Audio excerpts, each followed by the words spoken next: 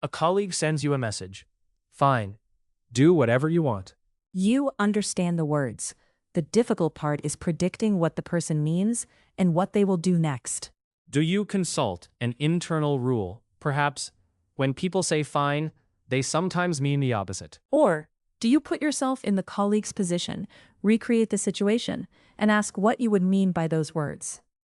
That is the contest at the center of Tim Short's simulation theory, a psychological and philosophical consideration. The subject is theory of mind, the machinery by which we attribute beliefs, desires, and intentions to people, and predict their behavior. The first broad account is theory. On this view, social understanding depends on a body of information or rules about how minds and behavior work. There are different versions. One treats the process as something like everyday scientific inference. We observe behavior, build a theory, and revise it. Another argues that important parts of the system are innate. The competing account is simulation theory. Instead of applying a detached theory, we use our own cognitive system as a model. We take another person's perspective, feed in relevant beliefs and desires, and see what decision the system produces. Not necessarily consciously. Usually not. Social prediction often arrives as an answer rather than a visible calculation. You sense that someone is offended or about to leave without watching each inferential step. Simulation also comes in different forms. A simple replication account tries to reproduce the target state.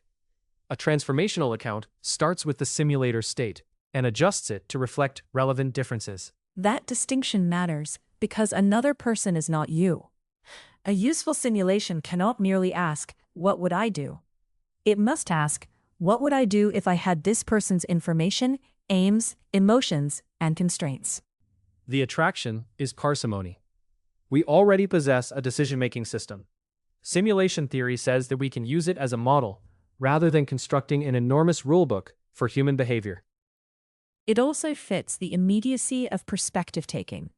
When you watch someone reach for an umbrella under a dark sky, you do not seem to search a database of propositions about weather, rain, and fabric canopies. But easy examples can make the theory look stronger than it is. The real test is not predicting someone whose situation and outlook closely resemble yours. The real test is predicting someone different, or someone acting under a bias that you do not share. Critics point to a serious problem. If simulation uses a generally competent decision-making system, why do predictions of other people go wrong in regular patterns? Some predictions are too rosy. We expect people to behave more generously, calmly, or reasonably than they do. Others are too cynical. We underestimate cooperation or assume self-interest where people act from principle. And sometimes predictions are suspiciously congruent with the predictor. We imagine that other people believe what we believe or feel what we feel. If the simulator simply copies the self, the objection looks devastating. Short's answer is the bias mismatch defense. Explain that without the capital letters. Suppose I simulate your decision. The simulation will be accurate only if my model includes the psychological factors affecting you. If you are influenced by a bias that my simulation does not reproduce, my prediction can fail systematically. Give me a simple example. Imagine you own an object, and I do not. Ownership can increase the value people assign to an object, the endowment effect. If I predict the price you will accept by asking what I would pay to acquire it, my simulation may be too low because I have not reproduced the effect of ownership. The problem is not simulation itself. It is a mismatch between the target and the model. Correct. Mismatches can arise from cognitive bias, emotion, or the type of reasoning system engaged. Someone deciding under fear, time pressure, or personal attachment is not well modeled by a calm observer with no stake in the outcome. The reverse can also happen. If I share the same bias, I might reproduce the person's decision accurately, without recognizing that either of us is biased. That is a crucial point. Accurate prediction does not prove rationality. Two people can arrive at the same distorted answer. How does bias mismatch explain predictions that are too rosy? One route is failing to introduce the situational or motivational pressures affecting the target. From a safe distance, the observer predicts the answer of an unpressured, reflective person. The target may be responding to conformity, fear, ownership, status, or immediate reward. And 2 cynical errors? The observer may overapply a self-interested model or fail to reproduce motives such as duty, solidarity, or intrinsic commitment. Again, the simulation is not necessarily absent. It is badly calibrated. So the phrase, put yourself in their shoes, is incomplete. Very incomplete. You have to notice that their shoes may be painful, expensive, inherited, socially meaningful, or about to be taken away. Perspective taking requires the relevant differences, not just an imaginary change of location. Short later develops a partial simulation defense. Why partial? Because a useful model need not recreate an entire person. It selects the aspects relevant to the prediction and adapts them. If I want to predict whether you will accept a job, I may need to model your salary expectations, appetite for risk, family constraints, and view of the employer. I do not need to reproduce your preference in breakfast cereal. But choosing the relevant features sounds like theory. It can involve learned knowledge. Simulation theory need not deny that we possess information about people. The argument is about the process that produces the prediction.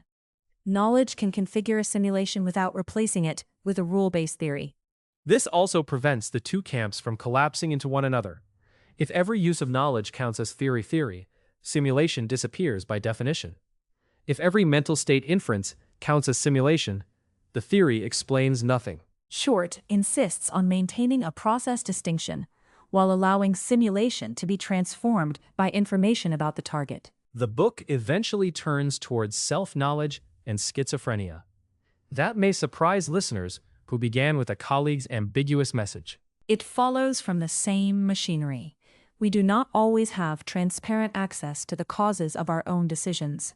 We may infer our states partly from behavior and context, just as we do with others. And if experiencing an emotion and attributing that emotion to another person depend on related processes, disturbances can appear in both self-experience and social prediction.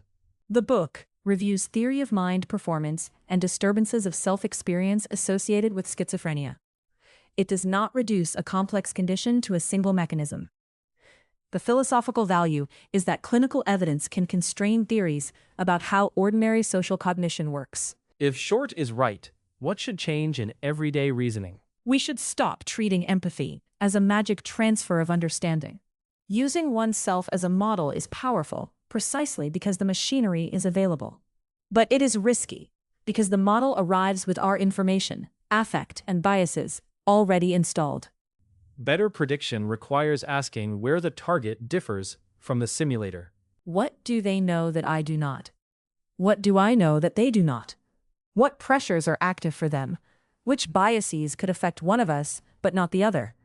What emotional state am I failing to reproduce? The aim is not to become identical to the other person. It is to build an adaptive model that is similar in the respects that matter. Simulation theory begins with a familiar human achievement. We understand and predict one another well enough to coordinate families, markets, and societies. It then asks why that achievement fails in systematic ways. Short's answer is not that simulation is useless. It is that a simulator and a target can be mismatched by bias, emotion, and cognitive process. We read other minds by using the mind we have. And we improve by recognizing where that instrument is badly calibrated. Simulation theory, a psychological and philosophical consideration, is by Tim Short.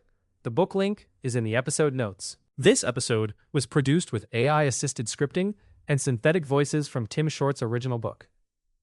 The transcript was checked against the source.